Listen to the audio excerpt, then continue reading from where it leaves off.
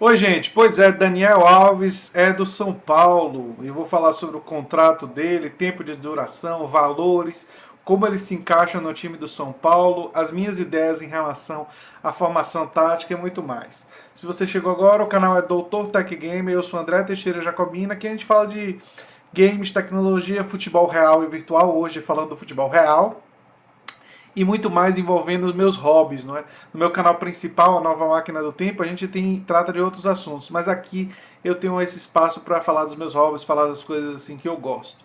Bem, Daniel Alves estava sendo cogitado por clubes de todo o mundo, pela Juventus, pelo Arsenal, mas todos esses clubes europeus eles estavam oferecendo no máximo um ano e meio de contrato.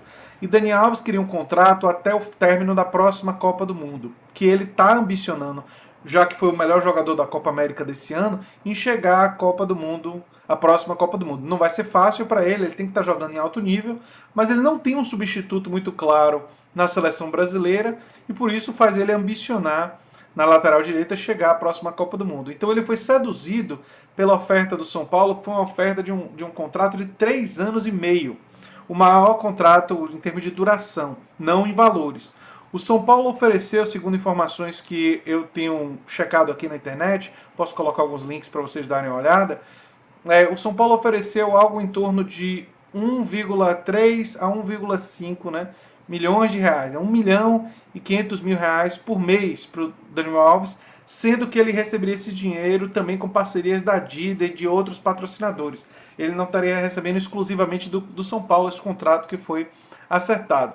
É um contrato inferior ao que foi oferecido para ele pela Juventus, por exemplo. Mas é um contrato de 3 anos e meio e não um contrato de um ano, como a maioria dos clubes europeus ofereceram. Foi uma baita contratação do São Paulo. São Paulo contratou um dos maiores laterais direitos do mundo na atualidade. Foi o cara que foi considerado o melhor jogador da Copa América. E o São Paulo tem um problema crônico na lateral direita. Então, a princípio, sim, ele jogaria na lateral direita, no lugar do Igor Vinícius, que é um bom jogador, mas passa muito longe de ser unanimidade no São Paulo, que é um time ainda em construção. O que eu penso em termos de utilização do Daniel Alves? Ele vai vir com a camisa 10, mas ele vai ser utilizado pela faixa direita do campo. Ou ele vai jogar da lateral direita, ou num esquema 4-2-3-1, nos três do meio, não é? O ponta esquerda, o meia e o da direita, ele jogaria na ponta direita, no lugar que hoje joga o Anthony podendo ser deslocado para o meio. E na ponta esquerda poderia jogar o Pato, poderia jogar o Everton Cardoso, outros jogadores assim. Isso puxaria o Hernanes para jogar de segundo volante, e o primeiro volante vai ser o Tietê, vai ser o Hudson, vai ser o Luan, um desses jogadores, né? Então, como é que fica o São Paulo, as possibilidades? Jogando no 4-4-2, no 4-2-3-1, com o Daniel Alves na lateral, a gente faria. O São Paulo tem hoje de goleiros o Thiago Volpe e o Jean, não é? São os dois goleiros do São Paulo. Tem outros goleiros reservas que eu não lembro o nome, mas esses são os dois principais. Na lateral direita, então, teria o Daniel Alves na titular e o Igor Vinícius de reserva. Na zaga, Bruno Alves e Arboleda de zagueiros. E os zagueiros reservas são o Anderson Martins e o Valse. O Valse que é da seleção brasileira sub-20. Na lateral esquerda tem o Reinaldo, titular, e o Léo Pelé de reserva. Vamos para a posição de primeiro volante. Na posição de primeiro volante, o São Paulo tem o Luan, que vem da base, e o reserva dele hoje é o Hudson. Né? De segundo volante, pode jogar tanto o Hernanes quanto o Tietê. E eles podem jogar juntos, porque o Tietê também pode jogar de primeiro volante. Né? Então seriam os volantes aí, das opções de volantes do São Paulo. As principais 4 opções que o São Paulo tem para essa posição. Mais à frente, na posição de meias, né? São Paulo tem na direita o Anthony, o Elinho e o Everton Felipe, são as 3 opções. Hoje o Anthony é titular, mas as outras opções são o Elinho e o Everton Felipe, na direita. No meio, eu prefiro o Pato jogando nas 3 opções ali do meio, eu prefiro o Pato jogando centralizado para ele se aproximar mais do atacante e ele ter menos obrigação de marcar, porque eu acho que o Pato na ponta não marca ninguém. Enfim, eu acho que acaba criando um buraco e ele fica muito longe do gol, então Eu não gosto do Pato jogando pela ponta, eu preferia ele nesses três do meio, ele jogando pelo meio. E na ponta esquerda o São Paulo tem. Hoje em dia está jogando o Pato, mas eu prefiro jogando na ponta esquerda o Everton, que era do Flamengo, o Everton Cardoso. E uma outra opção para jogar por ali é o Toró, que também é da base do São Paulo. Então esse seria o time ideal para mim, jogando no 4-2-3-1. Né? O time titular seria Daniel Alves, Bruno Alves, Arboleda, Reinaldo, Luan ou Tietê, hoje seria o Tietê, Hernanes, Antony, Pato e Everton. E no ataque, no comando do ataque, como centroavante, tem o Raniel e o Pablo. Eu gosto mais do Pablo, mas o Raniel tem jogado relativamente bem. Então seriam as duas opções para centroavante. E uma terceira opção para centroavante, na ausência do Pablo e na ausência do Raniel, é o Alexandre Pato. Esse é o time do São Paulo. Uma outra opção para favorecer o jogo do Daniel Alves, que é um jogo de muito apoio, muito físico, é um cara que apoia muito, que vai muito ao ataque, seria o São Paulo jogar com 3 zagueiros. Não me parece que o Cuca quer fazer isso. O Cuca está apostando no 4-3-3. O Cuca está jogando com Igor Vinícius na lateral direita, Arboleda e Bruno Alves na zaga, Reinaldo, 3 volantes, o Luan, o Tietê e o Hernanes com um pouco mais de liberdade, e 3 atacantes, o Pato, o Raniel e o Antony. É assim que o São Paulo tem jogado. Eu acho que seria uma alternativa interessante jogar com 3 zagueiros, ou o Luan voltar para uma posição quase que de zagueiro e jogar com 3 ali atrás. Com 3 zagueiros de verdade seria o quê? O Bruno Alves, o Arboleda e o Anderson Martins. E aí você teria o Daniel Alves jogando como ala, ele teria mais liberdade de atacar. Daniel Alves na direita, Reinaldo na esquerda. Aí você poderia colocar 2 volantes criativos, o Tietê e o Hernanes, no meio. E 3 homens de frente. Quem seriam meus 3 homens de frente num 3-5...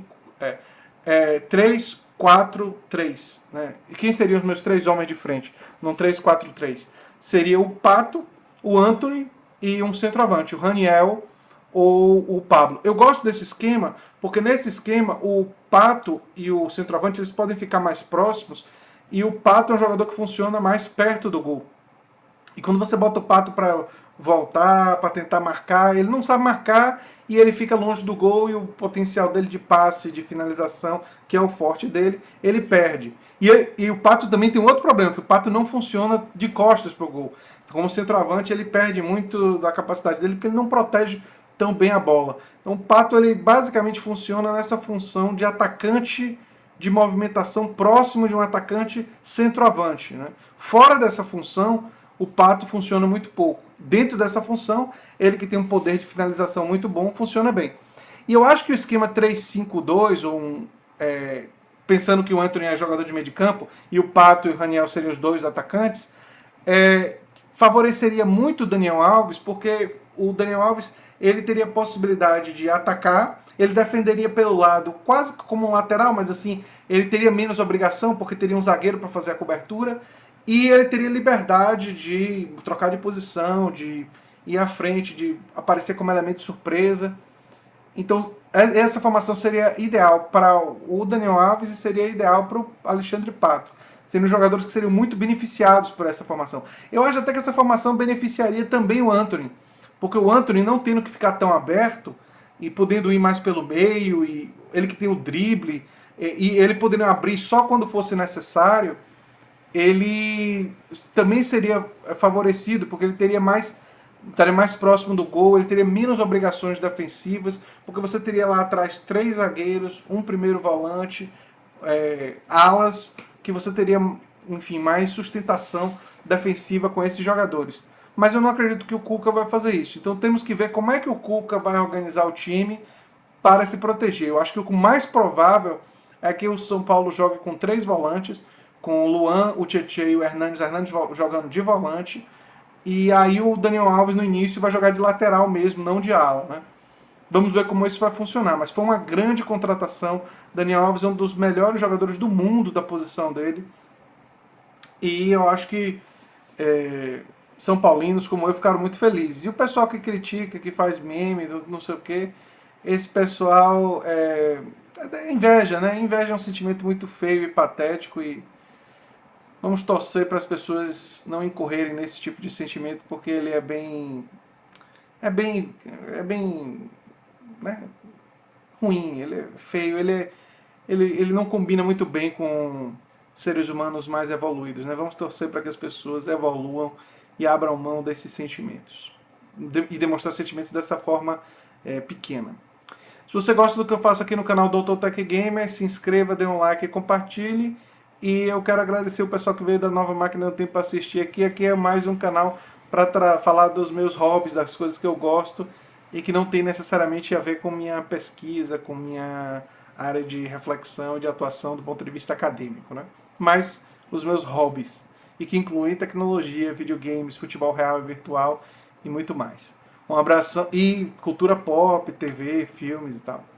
Um abração, gente. Até o próximo vídeo. Tchau, tchau.